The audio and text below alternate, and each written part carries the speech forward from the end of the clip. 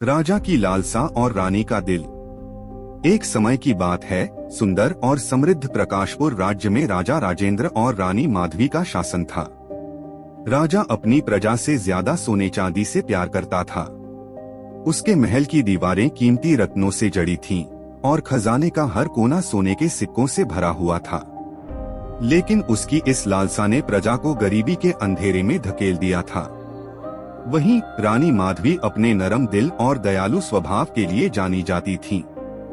वह चुपचाप महल के खजाने से सोना चुराकर गरीबों में बांट देती थीं, मानो उनकी मुस्कान ही उनका इनाम हो। एक दिन राज्य में भयंकर सूखा पड़ा। नदियां सूख गईं, खेत बंजर हो गए और लोग भूख प्यास से तड़पने लगे। प्रजा ने राजा के सामने गुहार लगाई, महाराज, अन्न भंडार खोल दीजिए।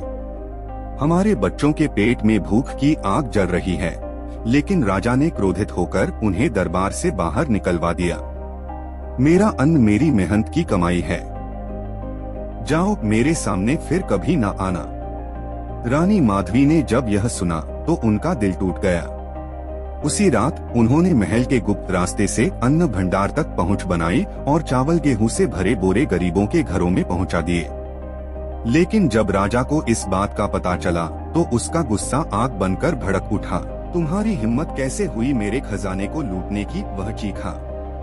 रानी ने शांत स्वर में उत्तर दिया, यह खजाना प्रजा का है महाराज, हम तो केवल इसके रखवाले हैं।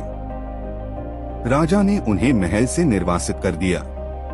जाओ, अगर तुम्हें प्रजा से इतना प्यार है तो उन्हीं के बीच रहो। रानी बिना एक शब्द कहे चली गईं, लेकिन उनकी आंखों में एक संकल्प चमक रहा था।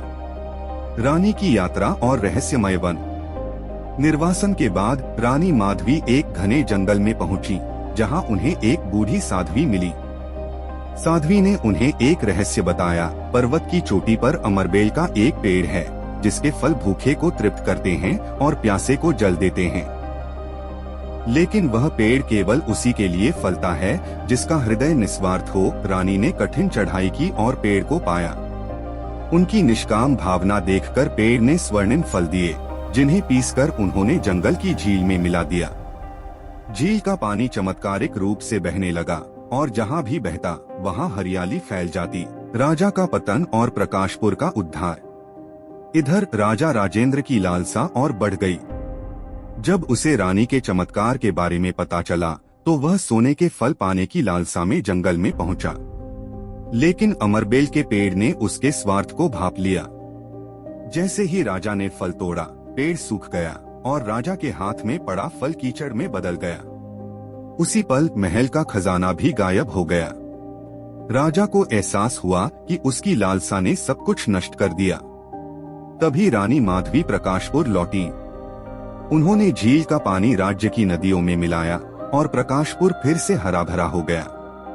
राजा ने रानी के चरण पकड़ लिए, मुझे क्षमा कर दो माधवी, मैंने समझा नहीं कि सच्चा धन प्रेम में होता है। रानी ने उसे उठाया और दोनों ने मिलकर राज्य को फिर से सुखी बनाया। अब राजा का खजाना प्रजा की मुस्कानों से भरा होता था। अंतिम संदेश। कैसी लगी आपको यह कहानी? अगर राजा और रानी के सफर ने आपको छुआ है तो इस वीडियो को लाइक करें, चैनल को सब्सक्राइब करें और बेल आइकन दबाना न भूलें ताकि ऐसी ही जादुई कहानियां आप तक पहुंचती रहें।